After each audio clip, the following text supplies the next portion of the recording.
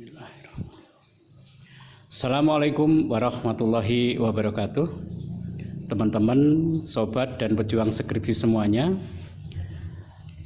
Mungkin beberapa teman mempunyai permasalahan tentang tingkat kesalahan berapa persen yang akan digunakan dalam penelitiannya. Apakah 10%, 5%, ataukah 1%? Baiklah sobat semuanya, kita bahas materi hari ini yaitu tentang alfa, level of significance. Beberapa buku dijelaskan level of significance berbeda-beda.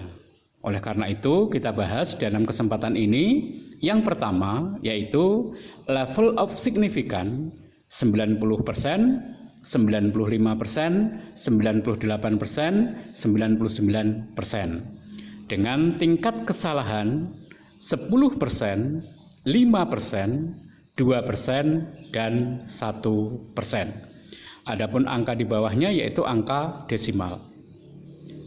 Level of significance tersebut dibahas di dalam bukunya Jarwanto dan Subagio tahun 2000 dengan bukunya yang berjudul Statistik Induktif yang diterbitkan oleh BPFE Yogyakarta di halaman 185 hingga 186.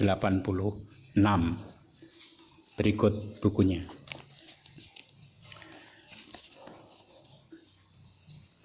Ini materi tentang level of significance. Ada di halaman 185. Adapun level of significance yang digunakan yaitu 95%, 90%, 98%, dan 99%. Di buku lain juga dibahas tentang level of significance dengan tingkat kebenaran 80%, 85%, 95%, dan 99%. Tetapi ada juga yang menggunakan 3 tingkat kepercayaan 99%, 95%, dan 90%. Untuk yang pertama dengan level of significance tingkat 4, 80, 85, 95, dan 99 di dalam bukunya Sugiono tahun 2011 yang berjudul Statistik untuk Penelitian yang diterbitkan oleh Alpha Beta Bandung dari halaman 69 hingga halaman 72, yaitu yang dikembangkan di dalam nomogram Harry King. Berikut bukunya.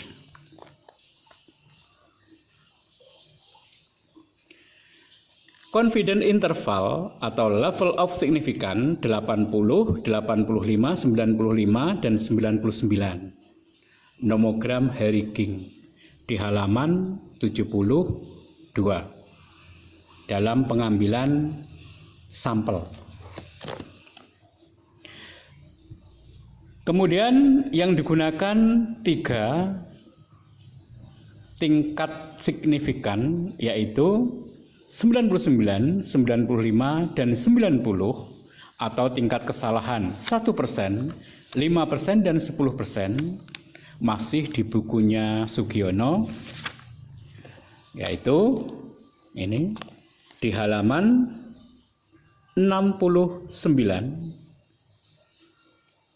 menggunakan tabel Gargi yang dikembangkan dari Isaac dan Michael dengan menggunakan tingkat kesalahan 1%, 5%, dan 10%. Kemudian tabel Garginya berikut ini. Ada N, ada S, N itu adalah populasinya, dan S itu adalah sampelnya. Sedangkan tingkat kesalahan yang ada di dalam tabel Gargi yaitu 3 tingkatan, yaitu 1%, 5%, dan 10%.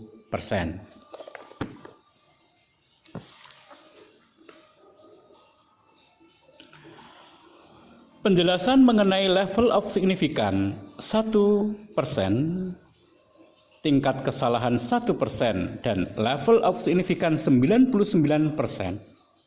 tingkat kesalahan 5% dan tingkat kebenaran 95%, tingkat kesalahan 10% dan tingkat kebenaran 90%, maksudnya dari angka tersebut adalah jika digunakan tingkat kesalahan 1%, maka tingkat kebenarannya 99%.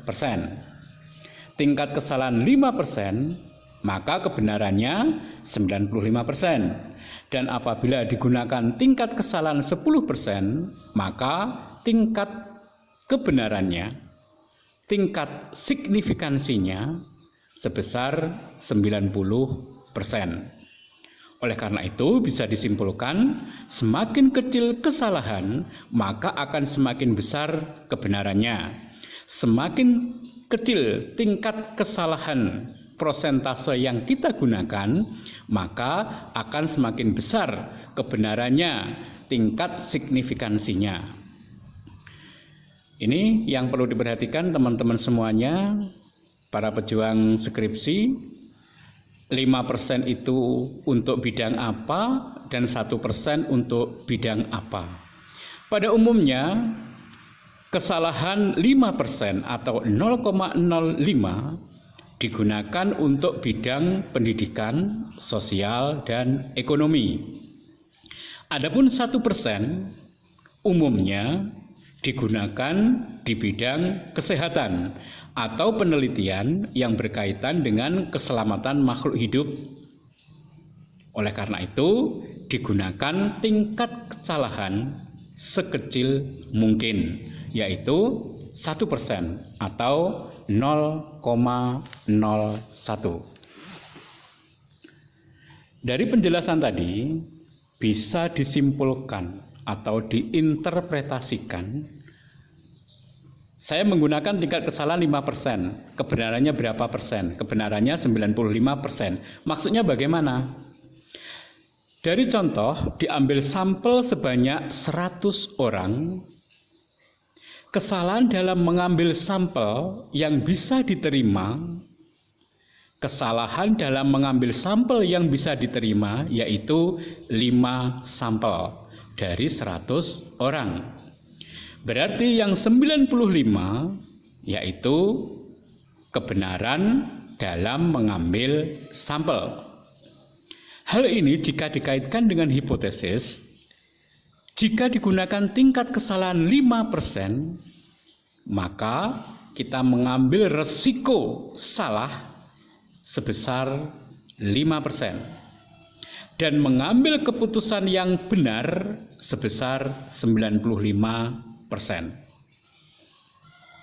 Jadi bahasa sederhananya, dari sampel sebanyak 100, jika kita menggunakan tingkat kesalahan 5%, maka resiko salah 5 sampel dan keputusan benar 95 sampel. Demikian yang bisa kami jelaskan kepada teman-teman semuanya, yang bisa kami sharingkan kepada pejuang skripsi. Saya mohon bisa mensubscribe channel ini, semoga bisa berkembang lebih baik. Dan semoga materi hari ini bisa bermanfaat untuk kita semuanya. Terima kasih. Wassalamualaikum warahmatullahi wabarakatuh.